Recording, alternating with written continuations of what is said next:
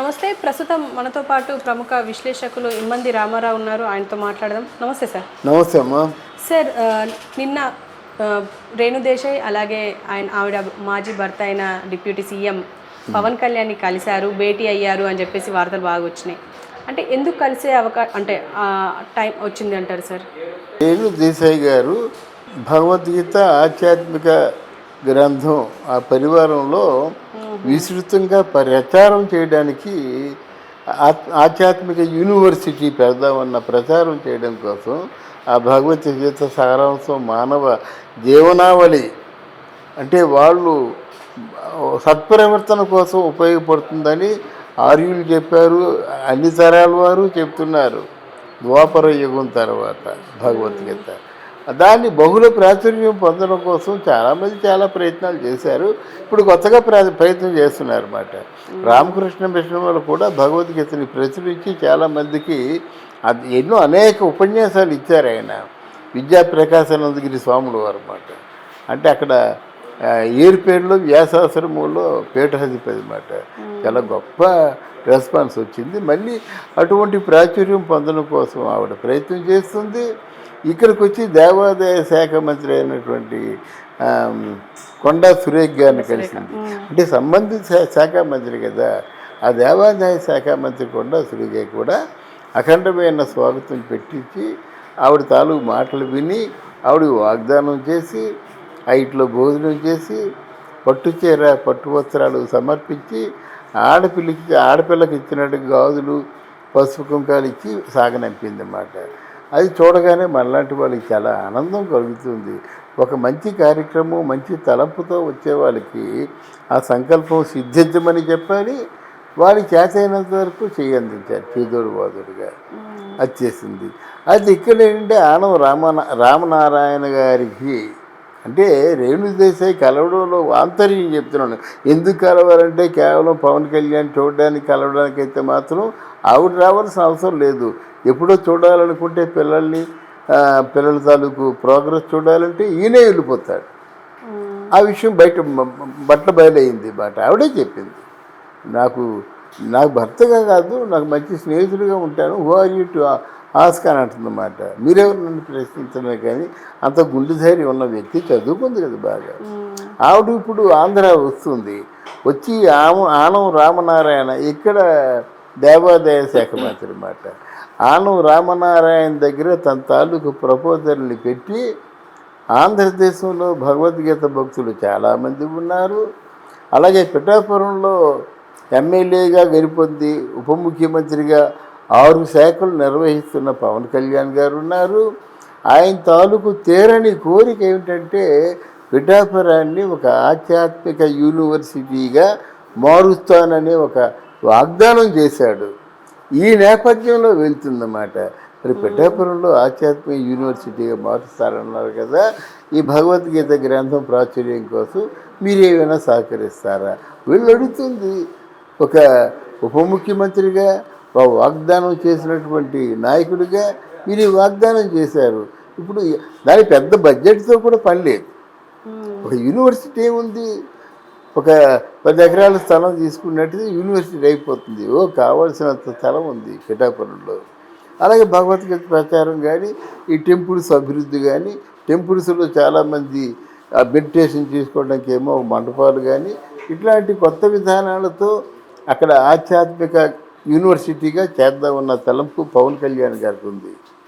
అందువల్ల డెఫినెట్గా ఆవిడ ఆయన్ని కలిసి ఆవిడ తాలూకు సంకల్పాన్ని చెప్పి అక్కడి నుంచి సహాయం పొందే అవకాశం ఉంటుంది. ప్రభుత్వం తలుచుకుంటే ఒక యూనివర్సిటీ ఏముంది, పెద్ద కాదు, ఒక 20 ఎకరాలు కేటాయిస్తే యూనివర్సిటీ అయిపోతుంది. ఆ పని అందరూ చేయవలసిన అవసరం లేదు.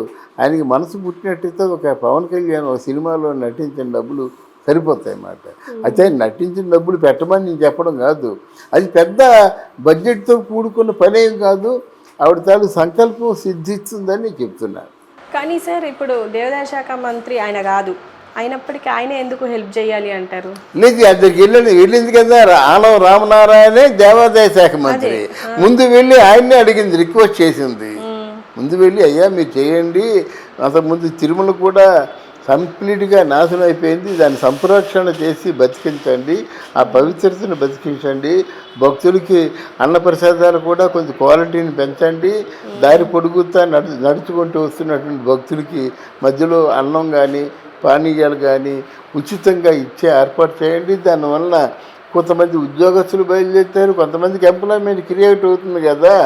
అలాగే పెద్ద పులులు ఉండే చోటకి ఎవరు జనసంచారం లేకుండా చేయాలి.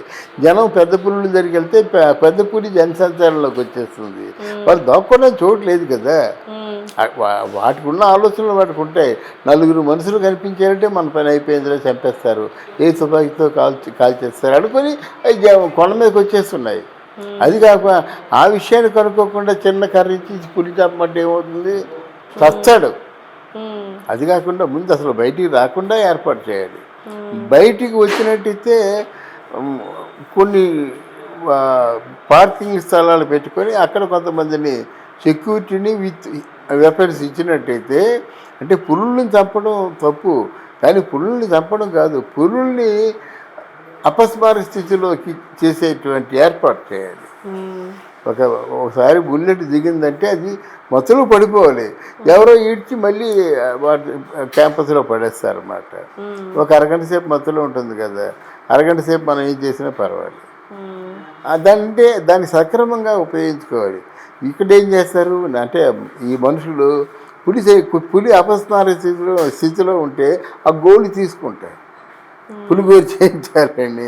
అలా కొంతమంది ఇలా రకరకాల ఎక్కడా స్వార్థమే. ఇలా కాకుండా దాన్ని మళ్ళంటి ప్రాణమే కనుక దాన్ని మళ్ళీ అడవిలోకి పంపించేంత వరకు మొత్తగా ఉండేటువంటి వెపన్స్ యూజ్ చేయాలని నా కోరిక. అంటే ఇప్పుడు రేణుదేశాయి ఉద్దేశానికి పవన్ కళ్యాణ్ హెల్ప్ చేస్తారు అంటారా? రేణుదేశాయికి పవన్ కళ్యాణ్ తప్పకుండా, రేణుదేశాయి ముఖం చూసి కాదు, ఆ పరిస్థితి సీరియస్నెస్ అది చూసి అన్నాడు. పైగా రేణుదేశాయి కంటే ముందు ఆయనే అన్నాడు. ఆయన నోటంటే ఆ మాట వచ్చింది కదా, ఇక్కడ ఆధ్యాత్మిక యూనివర్సిటీ చేయాలి, దేవాలయాలన్నీ కూడా మళ్ళీ పునర్వైభవం వచ్చేలా చూసుకోవాలని ఆయనే చెప్పాడు. ఆ దిశగానే వచ్చింది. నువ్వు ఒక బాట వేద్దాం అనుకుంటే నేను 4 పరుగులు మట్టి తవ్వి బయటకు వేస్తానంటే ఎవడానికి సాయం చేయమంటాడు. యాక్చువల్గా రేణుదేశాయి గవర్నమెంట్కి సాయం చేసినట్టు, గవర్నమెంట్ రేణుదేశాయి సాయం చేయడం కాదు. అన్ని గుళ్ళన్నీ పూర్తి కూలిపోయి, రాముడు నడువిరిపోయి, సీతమ్మ మొహం తెగిపోయి ఇలా ఉన్నట్టయితే అది రాజ్యమా లేకపోతే రావణ కాష్టం అమ్మ? అక్కడ రామతీర్థంలో కొండ మీద ఉన్న సీతమ్మ చాలా ముక్కలు అయిపోయి, హనుమంతుడు కాళ్ళు చేయో విరిగిపోయి, అంటే దరిద్రులు కొంతమంది కాళ్ళు విరిగిపోతే ఇంకొక బొమ్మ చేయిస్తాము, చెయ్యి విరిగిపోతే ఇంకొక బొమ్మ చేయిస్తాము, అంతేగాని సెంటిమెంట్ని మనసులో పెట్టుకోవటం లేదు. ఒక్కొక్క ఆలయంలో 100 సంవత్సరాలు 1400 సంవత్సరాలుగా ఉందమ్మా శ్రీకూర్మంలో తాబేలు. మరి మనం రక్షించుకోబట్టే కదా. అలాగే సూర్యనారాయణ స్వామి ఆలయం, దానికి అన్ని స్లాబులు ఉంటాయి. మరి ఆ సూర్యుడి పదాలు ఎక్కడి నుంచి వచ్చి ఆ స్వామిని తాగుతాయో తెలియదు. అది కష్టం కదా. అలాగే శ్రీశైలంలో అన్నీ పెద్ద పెద్ద స్లాబులు రాయితో ఉన్నది. చంద్రుడు కనిపిస్తాడు బావిలో, మరి ఏ సైంటిస్టులు కనిపెట్టలేదు దాన్ని. అలాగే శ్రీశైలంలో స్వయంభూ లింగం కానీ ఇవన్నీ స్వయంగా వెలిసిన లింగాలు. అంటే భద్రాచలంలో రామ విగ్రహం కానీ శ్రీరాముని విగ్రహం కానీ ఎక్కడా ఉండదు ఆ విగ్రహం. అంటే భద్రాచలం ఉన్న రాముడు విగ్రహం తొడల మీదే సీతాదేవి కూర్చుంటుంది. అంటే దాంపత్యానికి అంత పరాకాష్ట మాట. ఆయన తొడల మీద కూర్చుంటుంది ఆ విగ్రహం. అందుకే ఈ దేశంలో అన్ని విగ్రహాల కంటే భద్రాచలంలో ఉన్న విగ్రహం శుభప్రదం.